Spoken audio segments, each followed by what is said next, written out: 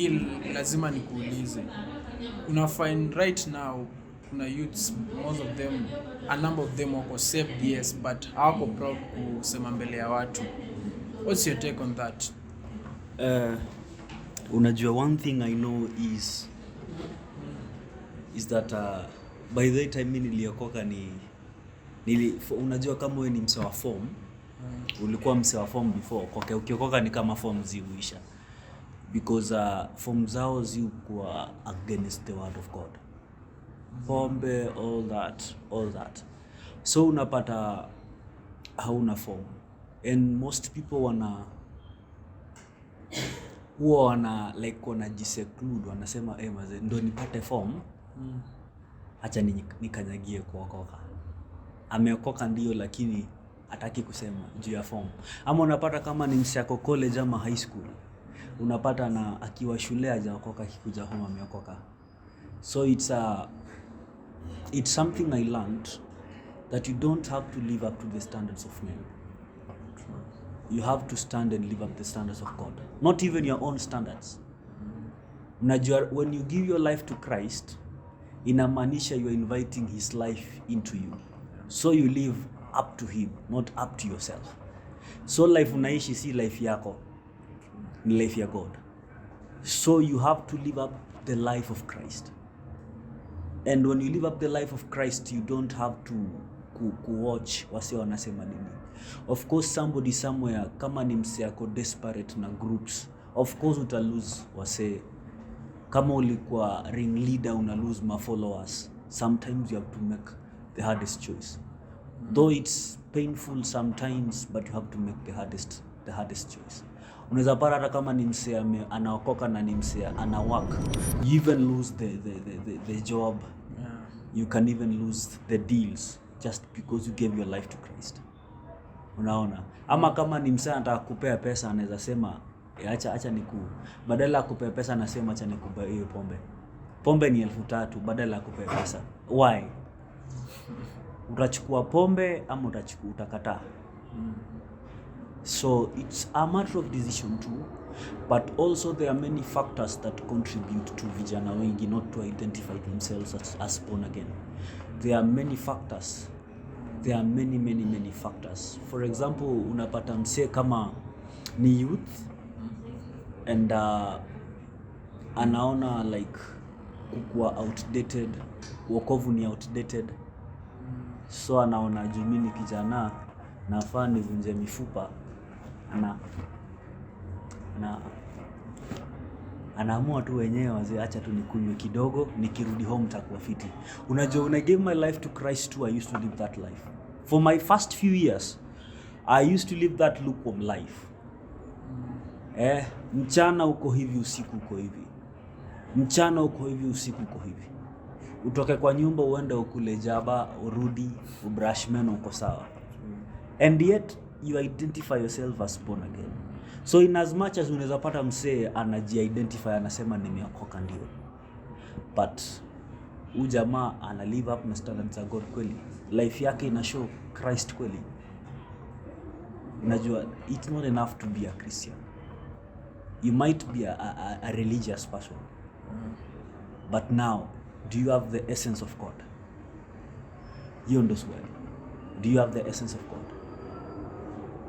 Mtu ako pale umekaa hapo, and then you are, you know, as a Christian, all of us are mandated to win souls to Christ. True. When Christ was living and told us, go ye and make disciples from all nations, it was not to specific people. It was to all of his disciples. And we as Christians, the disciples, we are mandated to get and also to make disciples. Now, discipleship begins with the people close to you. Even in this room, tunezaza discipleship class size. Unaona? So, one thing wase akwangi proud to speak word. People are never proud to speak of the word.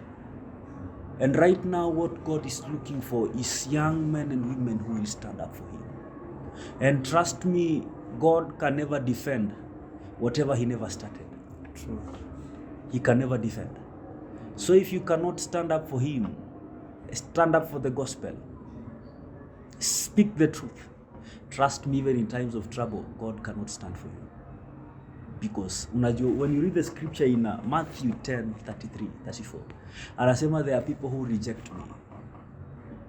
Kuna wase who reject God for public. Unapata ni politician ana reject God in public ndio apate kura.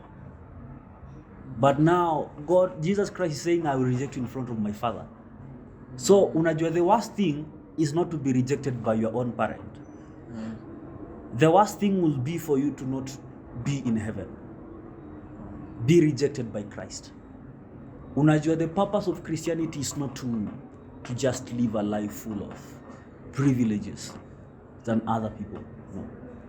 It's also a life where we are purposing, and our end goal is to go to heaven. I serve Christ because I know I will go to heaven. In as much as kuna privileges napata saizi kwa God, my goal is heaven. So imagine maze, hiyo siku imefika, then tumeitwa in the time of judgment, then Christ says, I don't know you. I don't know you because you never knew me. You never spoke about me to people. That unajua, one thing I'll say that hell and heaven is real. Hell and heaven is real. So imagine ukataliwe na Christ. Aseme we acha nijitumie mimi, aseme Sam, but God forbid sikujui. Sikujui. Simply because there was a time I refused to speak about him. I refused to identify myself as a born-again Christian. Unajua, identity is something important. That is why we have names. We have IDs. If you don't identify yourself, hakuna mtu atakujua. It's the same currency in the spirit world. Demons have ranks. They're identified by their ranks. Spirits have ranks. Men have ranks in the spirit. There are men God anaweza sema, I trust this man with an entire generation. Imagine saizi mimi swali ujiuliza, is there a generation where is this a generation where God can bring Potiphar? Is this a generation that God can bring Potiphar? Is this a generation where we can have someone like Job? Maze, imagine tuko hapa, shida zimekuchapa, tukwambie maze su, just curse God and die. Is there a man that will stand for God? Is there a young man that can stand for God? Job says, I've made a covenant with my eyes not to look at a woman lustfully. Are there youth that can stand up and say that? Wako wapi? Very few. Wako wapi wenye watasema maze Potiphar ndo huyu hapa ametoa fomu na aruke? Wako wapi? Trust me, we are living in a generation where the devil has done much havoc. If we don't stand up for our own generation, we will lose many young souls to hell. And one thing I believe is that when you save a young man, you are not saving a soul, you are saving a life. When you save an old man, you are saving a soul. When you save a young man, you are saving a life, because huyu jamaa kona life nyingi ya kuishi. So one thing I believe is that, are there young men who will stand?